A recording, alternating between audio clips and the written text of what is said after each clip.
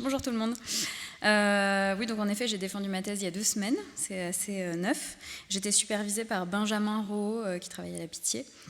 Alors, avant de commencer, des petits exercices, c'est bien, ça va me permettre de rebondir sur la présentation de mes collègues. Avant de commencer, un petit exercice pour voir si vous êtes réveillés. Levez la main sans dire ce que c'est. Quand vous avez trouvé l'aberration sur cette image, il y a une aberration sur cette image, levez la main quand vous avez trouvé ce que c'est. C'est le petit sport du vendredi matin. Ok, 3-4 personnes, 5. Je laisse encore du temps à ceux qui n'ont pas digéré le café.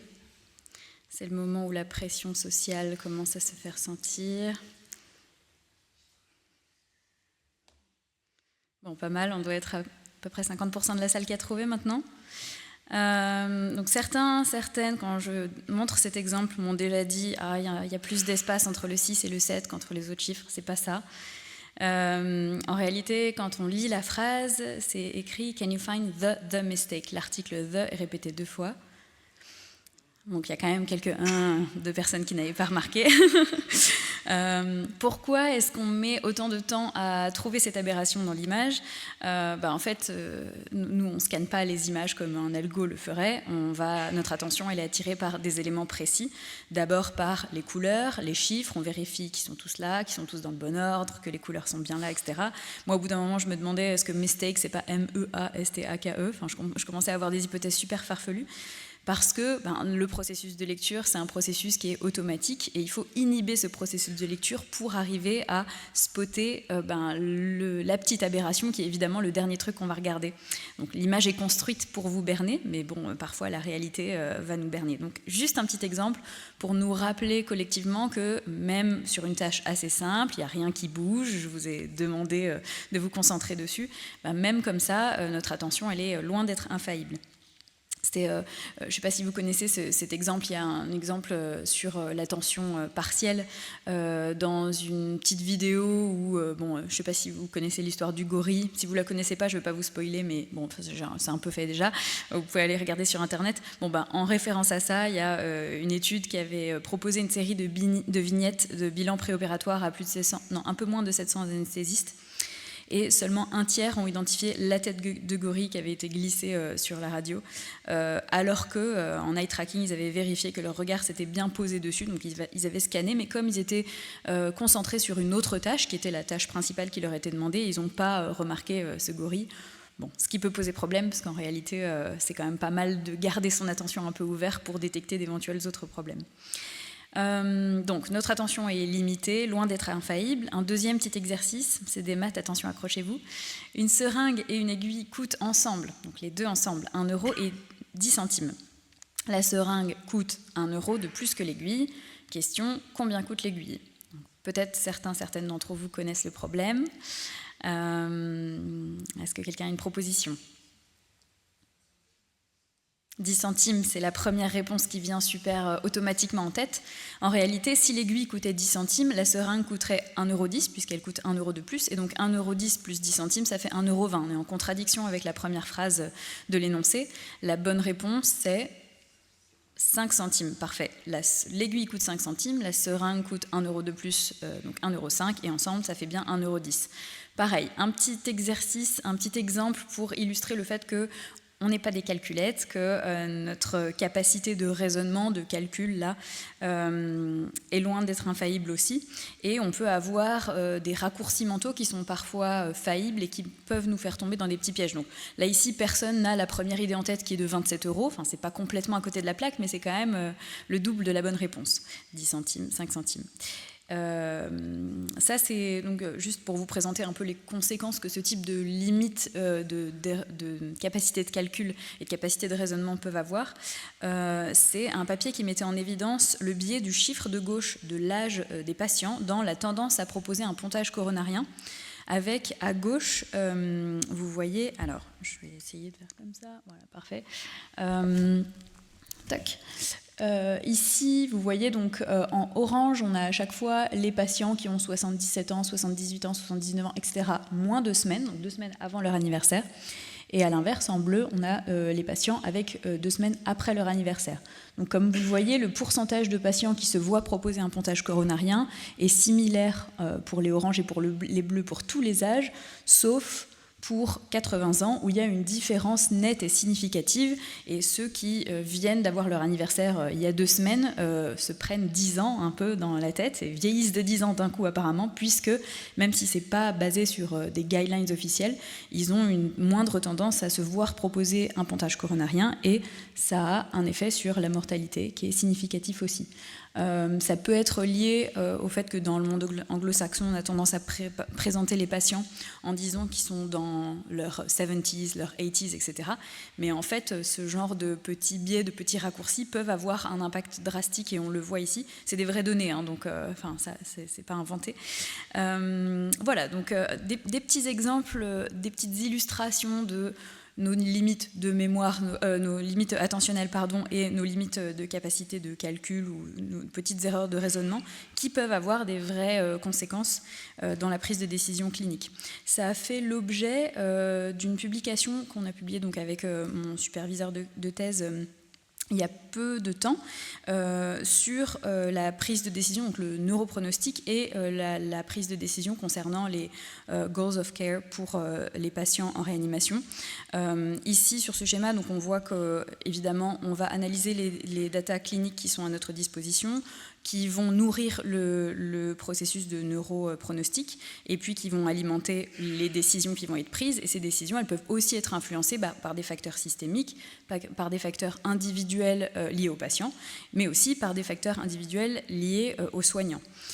Et tous ces éléments peuvent être acceptables s'ils sont contrôlés, s'ils sont explicites, mais ce qui est plus délicat, c'est quand ces facteurs, notamment individuels, influent non pas sur la décision des goals of care, mais sur l'analyse des data elles-mêmes et sur la perception des données qui sont à disposition, qui sont censées être une base objective pour la prise de décision. On pourra en rediscuter par la suite si vous le souhaitez. Et donc, sur le panel des différents biais cognitifs, donc des différents raccourcis mentaux qui peuvent nous faire tomber dans des pièges dans la prise de décision clinique notamment, j'ai décidé, moi, dans le cadre de ma thèse, de me concentrer sur un biais qui est souvent observé comme un biais chez les cliniciens, qui est le biais de surconfiance. Mais pour éviter d'avoir une approche trop biaisée, je ne voulais pas me focaliser sur la surconfiance, mais sur la confiance des médecins et donc sur leur capacité à s'auto-évaluer, donc sur la métacognition des médecins. Que j'aime bien, cette capacité, la métacognition, j'aime bien la représenter comme une petite montgolfière, d'où toutes les montgolfières que vous allez voir sur la présentation, parce que c'est une jolie façon pour moi de représenter le fait que ça permet de prendre de la hauteur, d'avoir une vue d'ensemble, et donc c'est un petit peu l'objectif de cette capacité-là cognitive. Alors, évidemment, donc on l'a vu un petit peu par quelques exemples, plusieurs facteurs peuvent affecter la prise de décision médicale, ça a été discuté juste avant, notre attention limitée, notre perception partielle, nos erreurs de raisonnement avec la publication que je vous mentionnais juste avant, si ça vous intéresse, elle est dispo. Notre mémoire restreinte, le fait qu'on fasse souvent plusieurs choses en même temps, les charges cognitives et émotionnelles des décisions à prendre, la privation de sommeil, notamment dans le milieu médical, les dynamiques sociales qui viennent s'ajouter à tout ça, et puis parfois les difficultés de communication. Et donc tout ça, ce ne sont que les facteurs humains, mais il y a aussi évidemment l'urgence, les forts enjeux de décision qui peuvent avoir un impact, l'incertitude qui a été discutée juste avant, et en médecine notamment le manque de feedback, et notamment le manque de feedback immédiat qui rendent complexe le fait d'ajuster alors la décision en cours, mais aussi les décisions futures. Et donc, d'où l'importance dans un tel environnement de prise de décision d'avoir de fortes capacités métacognitives. Alors, la métacognition, qu'est-ce que c'est ? C'est défini comme le fait qu'on puisse, en tant qu'humain, penser sur nos propres pensées, utiliser notre cognition sur notre propre cognition. Je ne vais pas faire mes courses juste avant le repas parce que je sais que j'achète n'importe quoi. En fait, je me vois penser, je me connais, et donc je vais pouvoir contrôler, contrôler et réguler mon comportement en conséquence de ce que je connais de moi-même. Ça nous permet de rechercher éventuellement, par exemple, face à une prise de décision pour un patient, des informations complémentaires si c'est nécessaire pour améliorer la décision en cours, mais aussi ça permet d'apprendre et d'ajuster pour de meilleures futures décisions. Alors, cette capacité métacognitive, elle est automatique, elle est involontaire et elle est souvent implicite. Elle est mesurée comme suit. En général, il y a une tâche qui est proposée, ça peut être soit un exercice, soit un quiz, des vignettes cliniques, etc., pour mesurer l'accuracy. J'ai jamais pu trouver de traduction qui me satisfasse du terme accuracy, donc je vous propose en anglais aujourd'hui.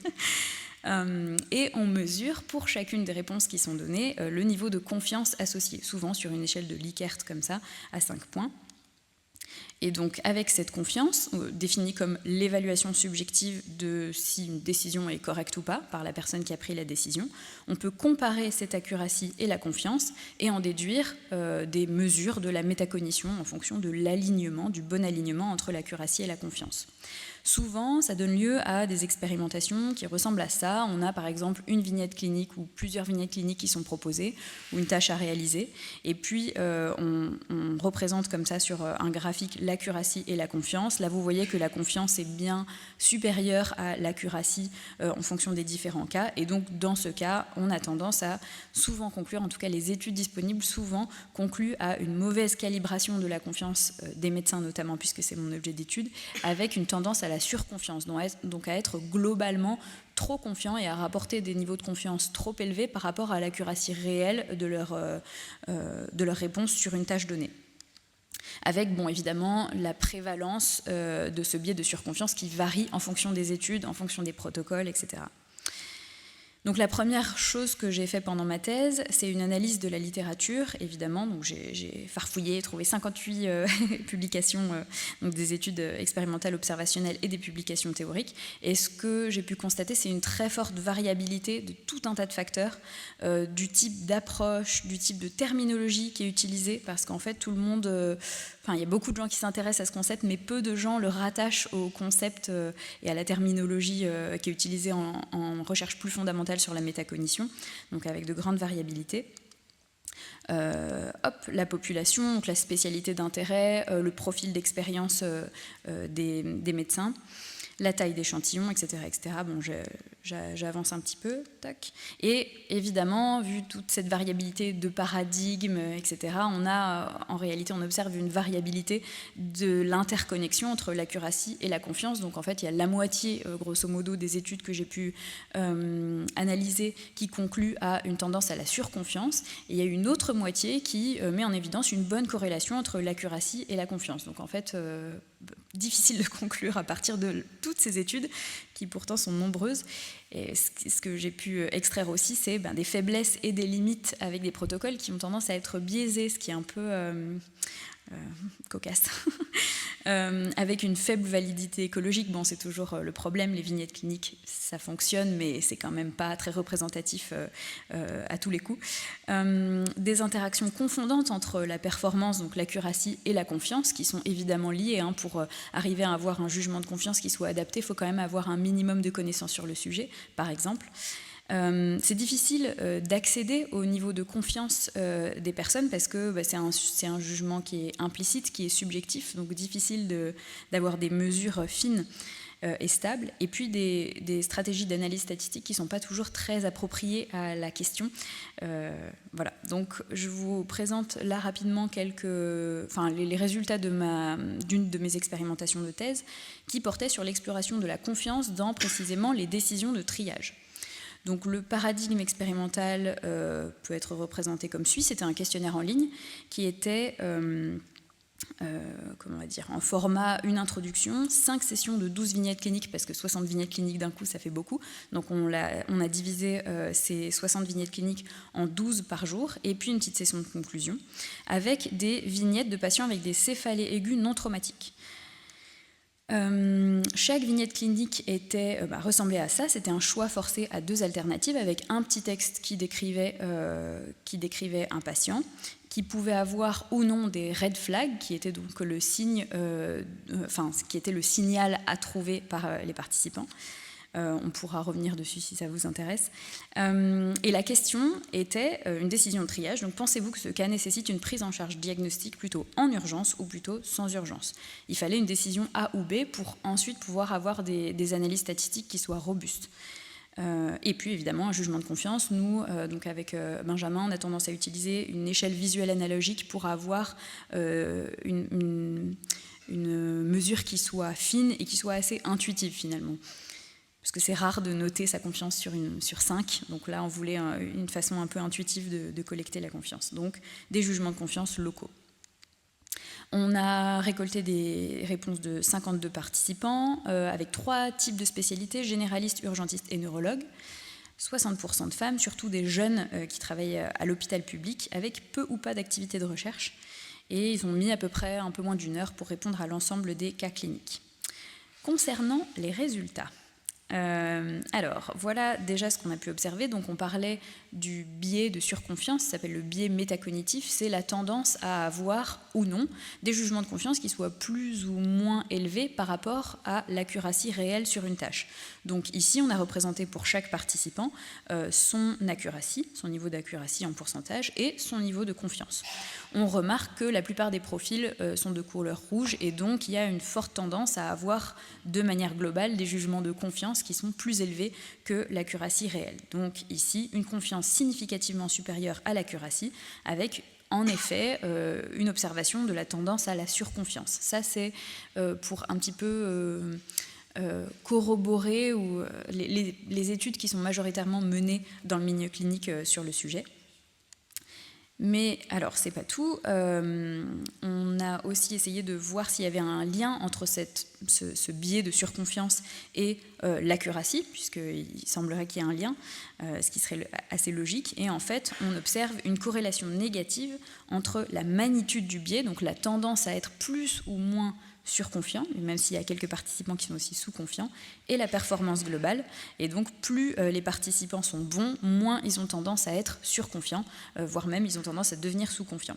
Avec la question, donc là on observe un lien, une corrélation, attention, ça ne veut pas dire causalité, et donc ça peut poser la question pour de futures expérimentations d'un lien causal entre le biais métacognitif et l'accuracy, qui a déjà été mis en évidence par ailleurs sur des tâches plus perceptuelles dans la recherche fondamentale sur la métacognition. Mais alors, je vous ai dit qu'on avait collecté des jugements locaux de confiance pour chaque décision qui avait été prise. C'est pas tout. On a aussi collecté une seule estimation rétrospective de l'accuracy, qui est une autre manière, en quelque sorte, de collecter le degré de confiance des participants sur la tâche, à l'échelle de la tâche globale. Donc là, on a le biais à gauche, ici représenté à partir de tous les jugements de confiance locaux pour chacune des décisions. Mais à droite, on a le biais tel que calculé pour un seul jugement, qui n'est pas un jugement de confiance, mais qui est une estimation rétrospective de l'accuracy par les participants. Tout simplement, à la fin de la tâche, on leur a demandé sur 60 combien est-ce que vous pensez que vous en avez de juste. Et là, ce qui est intéressant, c'est qu'une grande partie des participants qui, au départ, étaient surconfiants, ont tendance à sous-estimer leur accuracy, ce qui remet grandement en question la façon dont on a de collecter la confiance dans ce type d'études. Donc avec une sous-estimation rétrospective par des répondants surconfiants pourtant. Donc il y a une nette influence de la façon dont on va mesurer la confiance sur les effets observés.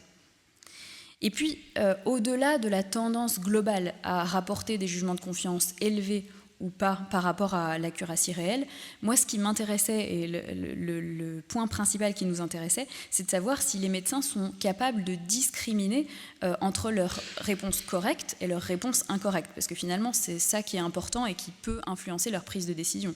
Peut-être que, oui, pour prendre des décisions dans l'incertitude, il y a besoin d'un certain degré de confiance, peut-être que ça se traduit par de la surconfiance, comme chez la plupart des humains de toute façon.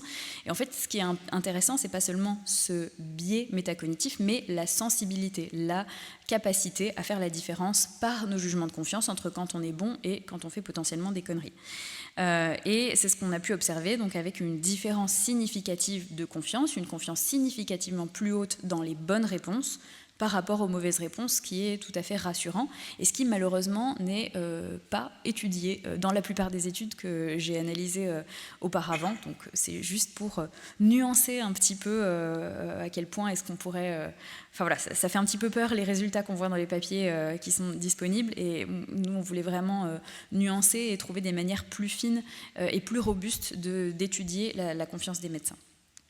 Tous ces résultats, ça reprend et ça va dans le même sens qu'une autre étude que j'ai menée pendant ma thèse et qui mettait en évidence une illusion de connaissance en statistique, avec une tendance à faire beaucoup d'erreurs dans des petits calculs statistiques qui sont pourtant pertinents pour le milieu médical, mais donc à faire beaucoup d'erreurs avec une très grande confiance, donc une illusion de connaissance, puisque des connaissances fausses, mais un jugement de confiance très élevé, mais par contre avec une capacité à être effectivement un peu plus confiant quand les réponses sont justes et un peu moins confiant quand les réponses sont fausses.